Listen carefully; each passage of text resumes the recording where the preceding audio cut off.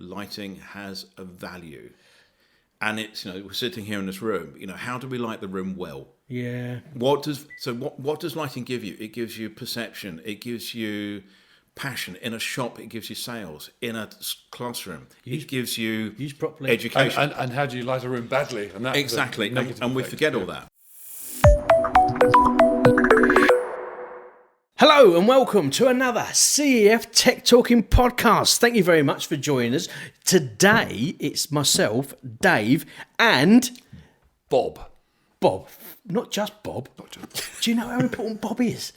Bob's very important. I just call him Bob, mate. Bob's amazingly important. Now, Bob, Come on, why Bob. are you important? Why are you important? What And do you who do? are you important Bob? for?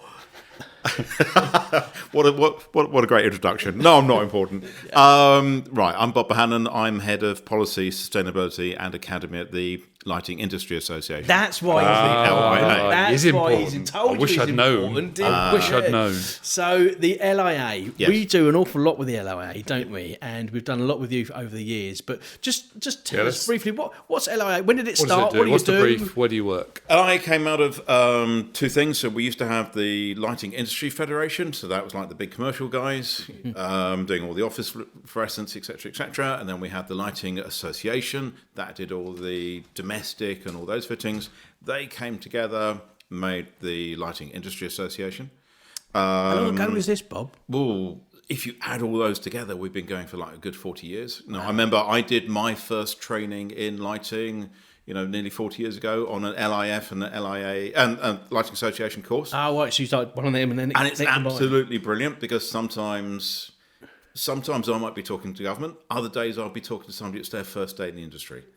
And you can say, you know what? 40 years ago, I was here. Yeah. I didn't know a fluorescent tube from a broomstick. But they were talking about T8 tubes. I didn't know what they're talking about. I had to go home, quickly read the book. Oh, okay, that's what it means. So don't worry if you don't know. There's no such thing as a silly question. Never, no. And you've obviously listened to this podcast. to some extent, that's what the IA does. It answers questions. So what is the brief? What's the role that it plays? Brief is, LIA is it's fundamentally, we are the Association of Manufacturers. So we've got 208 manufacturer members. Yeah, so Is it like a compulsory thing, or is it? No, it's the not voluntary compulsory. thing? So it goes anybody from a little tiny company, a little sort of workshop atelier making little amazing things, right up to the size of Signify. So Tamlight. Yeah. Tamlight with these guys. Yeah, Right, they're registered with these. So they're one of the ones that have gone to you guys, asked for membership and become associated with you. And what type of regulation, or what are you offering those industries? I think the thing people don't understand the amount of regulation there is in lighting. I was talking to somebody and they said, if you take a light source, light bulb in our terms, put it in a light fitting, put that in a building, there's more regulation involved in all that than the safety case for a train. There's just regulation after regulation after. It could be sustainability, it could be energy, it could be safety, it could be radio directive, it could be all of these things. A lot of it gets summed up on that UKCA label. And, okay, fine, well, anybody can put a label on a fitting. Does it actually mean it's fully compliant? So a lot of what we do is we have a whole quality assurance team. To be a member of the LIA, you either have to be ISO 9000 or you have to be part of LIA QA. We will send auditors out to their factories and go, right, you're doing this the right way. We've checked your paperwork. It is safe. Yeah. Now, if I put that in context, if you go like back before COVID, we would have a look at some of the stuff coming across the docks. Oh, right. You do a sample check. Yeah. And quite a high percentage of that stuff, we had to stop testing before we completed it. It was too dangerous for our to finish the our lab to test. Oh, God. When you encounter that, what's your powers? What do you do? This is it. What we normally do, if you're a member or even a non-member, we will first gently reach out. We're not going to go loud. We're going to say, you've got a problem. How can we help? So if it's a member, we'll bring it to their attention. If somebody's got a problem with a member's product, we will first reach out and say, look, we need to fix this. And 9 times out of 10, it will get sorted out. Yeah. Well, in your experience, will those problems be in ignorance or a failure of the supply chain overseas or whatever? Is that generally on what the happens? whole, if it's one of our members, as I said, there's all this issue. The legislation is constantly changing, so it's normally just a paperwork issue. Somebody's got a bit of paper which is a bit out of date. We just need to sort that out. Right. If it's something somebody's bringing in cheap across the docks. I was out in a meeting in Europe, and somebody said to start up a lighting company now, you need a sustainability expert and a lawyer. And I said, no, you don't. You need a flight ticket to Guangzhou and a 40-foot container. Trouble is, what are you buying? And who's making that? When it's that end, and we all know about Grenfell, we all know about the Hackett report, and what did Dame Judith said? She said, value engineering. Got nothing to do with value, nothing to do with engineering. So if you make it too cheap, at the end of the day, something gave. Yeah, and it's that. And when we had all this stuff, with the government's proposals on minimum energy performance standards, we were talking to the EDA and talking to CEF and directly meeting people online. And it's really brilliant because somebody said, you know what, we buy all of our lamps from LIA members because they know they work. They're safe. And that's the thing here. It's for that end user. It's that peace of mind. I mean, you spoke about legislation led there. Now, I know that it's probably you, actually, isn't it, that is leading a lot of the LIA consultation with legislation and with central government. So you do that on behalf of the lighting industry and your members? Yeah, we absolutely do, because came out sort of late 2021 was this thing called minimum energy performance standards. Yes. It's a proposal. I must say that. It's a proposal. And this was saying that everything had to be, all light sources, all light bulbs would be minimum 120 lumens a watt. Yeah. That was tier 1. And then tier 2, 140. And the whole industry came together. We led the charge, talked to government. They then came back with new proposals in January the 10th. We led the charge again. So this turned into evidence and talking to MPs and talking to ministers and a massive report. Because at the end of the day, I also head up our sustainability, but also lighting has a value. And it's, we're sitting here in this room, how do we light the room well? Yeah. What does lighting give you? It gives you perception. It gives you passion. In a shop, it gives you sales. In a classroom, it gives you properly. Education. And how do you light a room badly? And exactly. And we forget all that. Yeah. And I was out at a member, and it's great. Because we were going to change this, use a sentence they had to talk to government. We were going to say to government, and we will do at our next meeting, on your legislation, if we took out the word light and replaced it with the word sight, would you have done the same thing? Because they were just saying the only function of light bulb is how well it converts electricity into light. Yeah, fine. In basic terms, I think they've got a point. But however, climate change is a massive risk. It's all part of what we do, and lighting's done all the heavy lifting. Yeah, far more than anything else we do. So there's limited where we can go. We can do more. Yeah. We can do lighting controls. We can be sensible where we put our fittings. We can work out what we light and things like that. So there's a lot more we can do. But after a bit, there's some things we just kind of can't go further. Now, some of the stuff that's coming through, and there are changes happening now, is the terms are changing, aren't they? Or the fluorescent lights are going to go in bits and all that. So that's a big deal. So this thing called another acronym. We live in acronyms in our industry, don't we? CF, that's right. LIA, got to that. Is ROHS, so it's restriction of hazardous substances. Okay. When it gets down to it, it's mercury. Yeah, so there's mercury in fluorescents, there's mercury in discharge lamps. Okay, right. So we are running. We finally got government to agree. Whether because now with Brexit, we now have our own regulations, our own timetables. Do it our way, yeah. Do it our way. We've now finally got timetable, so it's goodbye to fluorescent in February. Am I just hearing a benefit of Brexit here? Have we just found one? Yeah, we do it our way. You're saying that we are ahead of... No, we're a year behind. But having said that, it's given us a chance to see what the problems were, isn't it? Because there were problems when they introduced all the changes on the continent. For instance, the messaging came out really late, didn't it, for our continental cousins? And some of the things that I've been hearing is there was a scramble to try and get these new replacements, and that actually hit the market quite hard. Right. Actually trying to get hold of the new replacements or new equivalents of, they found problems. You've got to be ready. So that's one of the things we're doing with the minimum energy performance. You know, they're suggesting at the moment, if they bring in the legislation, it will take place 6 months later. And we're going, no. There's no way. A product development cycle of a manufacturer is a minimum of a year, 18 months, 2 years. You can't do that. But yes, get ready for fluorescent to change. So T8s will go in September under eco design because of energy use. T5 compact fluorescents will go in February. Yeah. So hang on, just put dates on this. So that's 23, September 23 is T8 fluorescents, and then February 24. It will be all other fluorescents, T5 and discharge. Now, let's be clear. That's putting products on the market. Okay, so that's me. So if they're on the shelf in a CEF, doesn't mean you can't sell them. Okay. But it doesn't mean that if it's already, say, being shipped on, it's in the container on the water, that's good. Yeah. What you can't do is go and get the next lot. Put another lot, yeah. So what about all our people that are listening to this one? For their customers, they can still install them. Yes.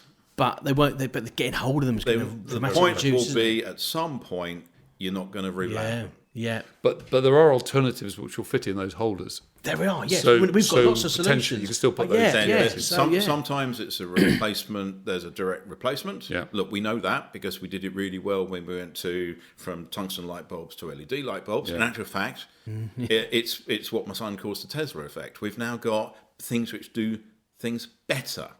Yeah. So when here we are, people listening on the podcast or on their laptops or on their headphones at home, my lighting on my desk, I can change colour.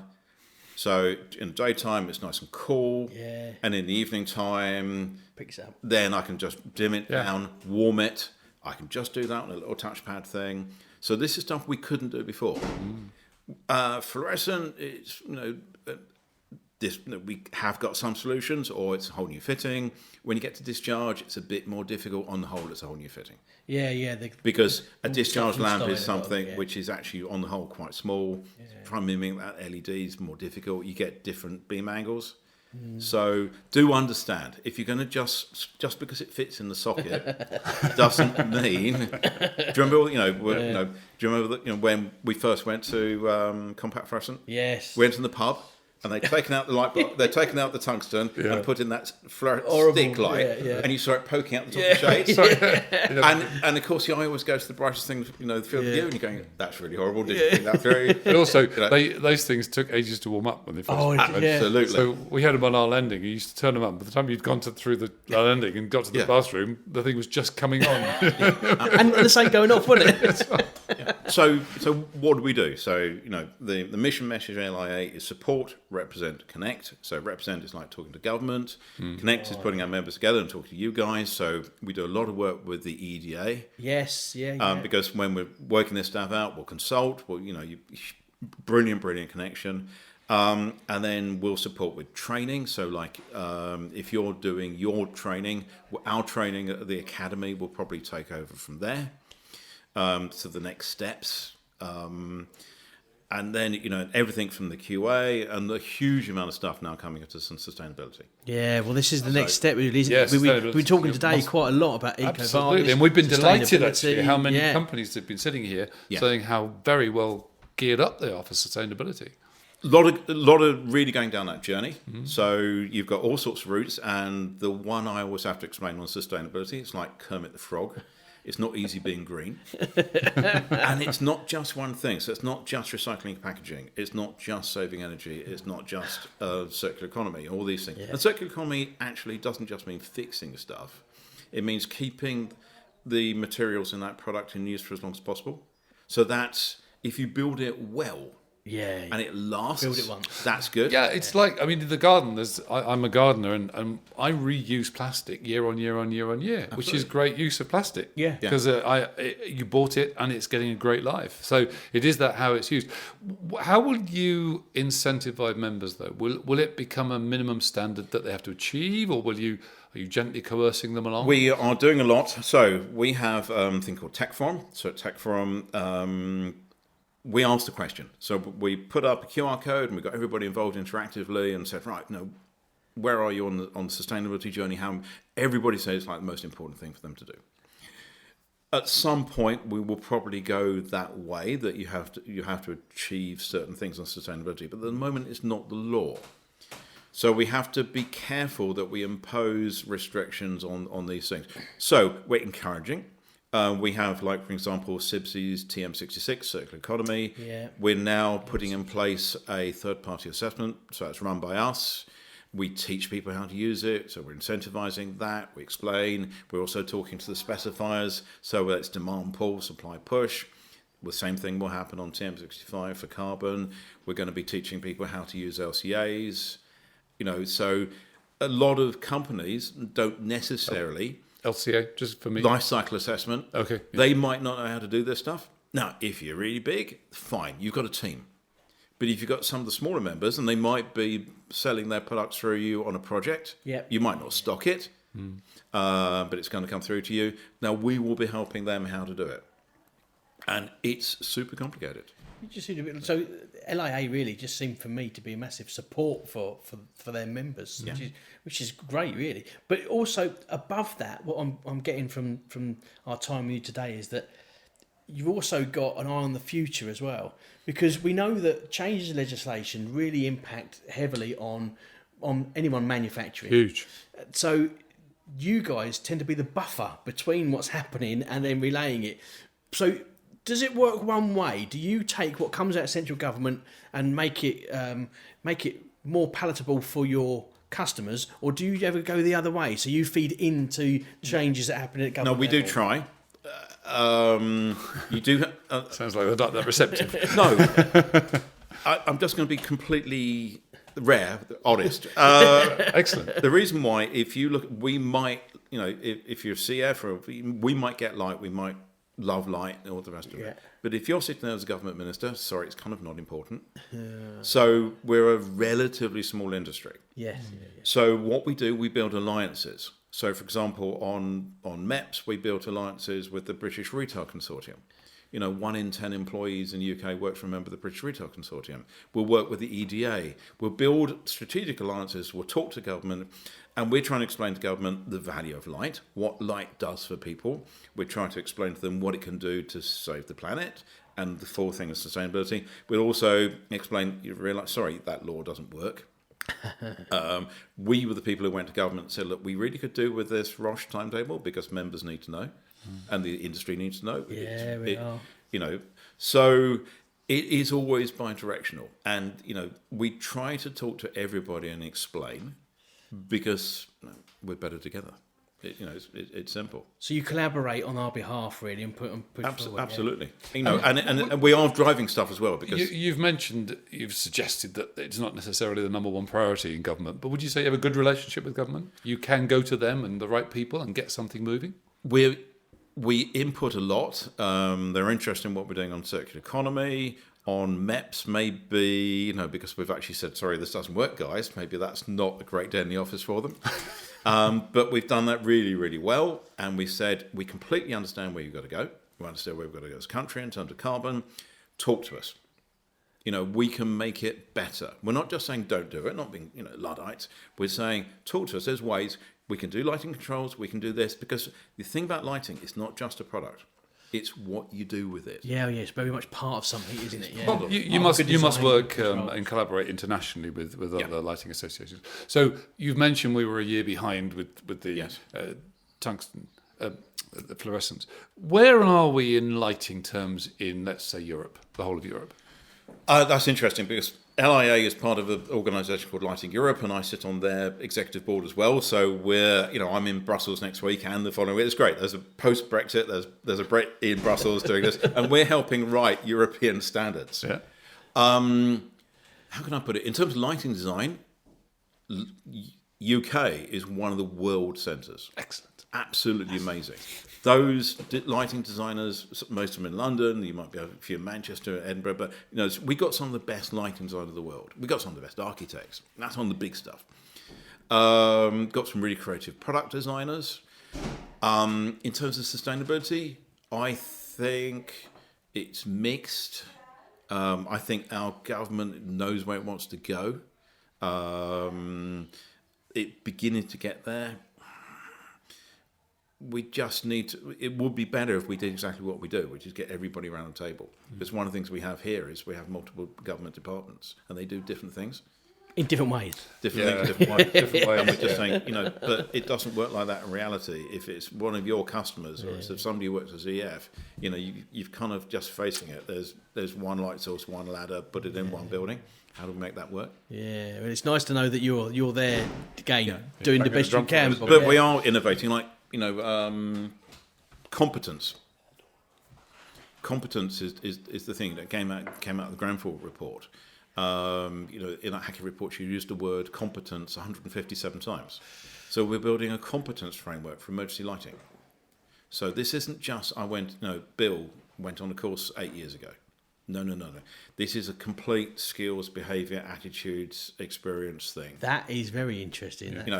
Because how do you do this? Because it's a little bit like, you remember, if you're boilers, like a Corgi engineer. Yeah. And this is important. So we're having to build all the framework. It's a quite large investment, and then we'll roll it out. So because your customers, your members will be part of all this. Well, some of the people listening to this will need to know about that, because they're the ones going to have to get trained in order to carry out those installations. So we'll take over where other education packages take off, and then everybody knows they're good to go. Well, I think it's. I mean, we've only dipped our toe in the water of what happens over the LIA, but it's very interesting, Bob, to see exactly how wide-reaching your remit is. Because without a doubt, we couldn't do without lights, could we? Certainly couldn't. So without a doubt, we thank you very much for your time, and for those of you listening, thank you very much for taking the time to do so. It's fantastic to try and get hold of some of these people and give us up some time and hopefully give you the insight into what's happening. And don't forget, those changes are happening soon that Bob mentioned about, aren't they, regarding those fluorescents. I told you he's important. You told me. I didn't listen. Right. But before you go, Bob, is it a lamp or a bulb? It's a lamp. Except when I go home. Thank you very much for listening to another CEF Tech Talking podcast.